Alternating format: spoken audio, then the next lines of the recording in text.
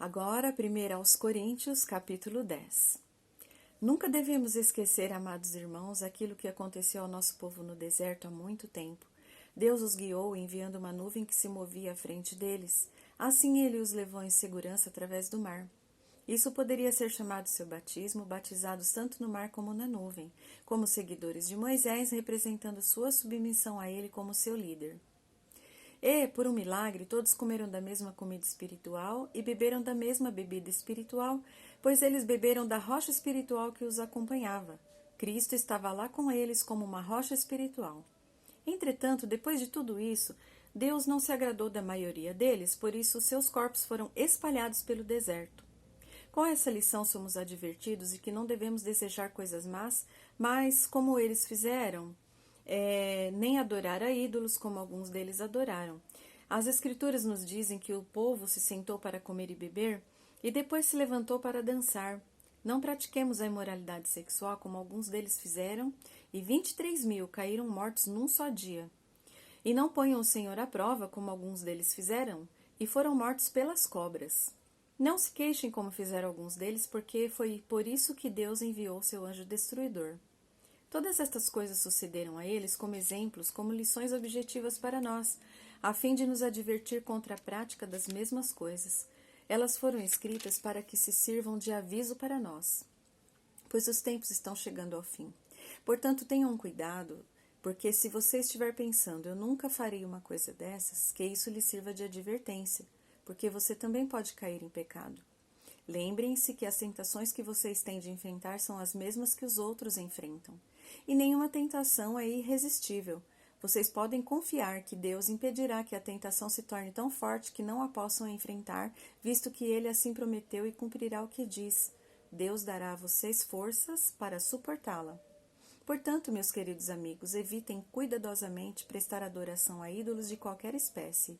Vocês são pessoas inteligentes. Julguem e vejam por si mesmos se não é verdade o que eu agora vou dizer. Quando pedimos a bênção do Senhor quanto ao que bebemos do cálice de vinho à mesa do Senhor, isso significa que todos quantos bebem dele estão participando juntos da bênção do sangue de Cristo.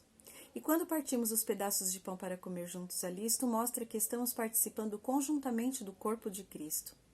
Não importa quantos somos, todos nós comemos do mesmo pão, mostrando assim que todos somos parte de um só corpo.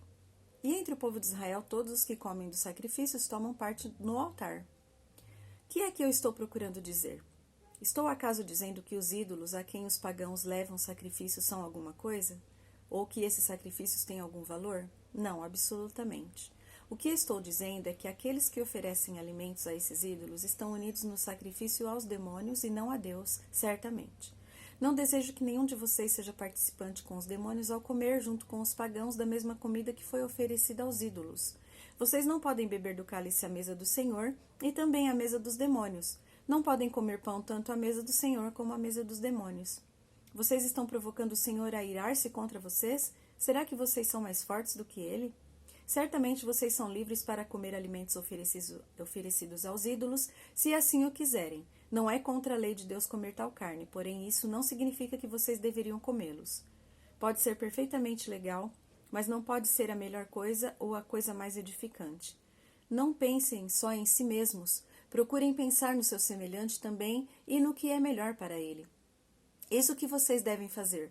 Comam tudo o que for vendido no mercado. Não perguntem se a carne foi oferecida a ídolos ou não, por causa da consciência de vocês, porque do Senhor é a terra e todas as boas coisas que nela existem. Se o incrédulo convidá-los para uma refeição, vão, aceitem o convite se assim o desejarem. Comam de tudo quanto estiver sobre a mesa, porém não perguntem nada por causa da consciência. Mas se alguém avisar-lhes que essa carne foi oferecida aos ídolos, então não a comam por causa do homem que lhes disse isso e por causa da sua consciência. Isto é, da consciência dele e não da sua. Pois porque a minha liberdade deveria ser julgada pela consciência do outro? Se eu posso agradecer a Deus pelo alimento e saboreá-lo, por que devo ser condenado só porque o outro pensa que eu estou errado?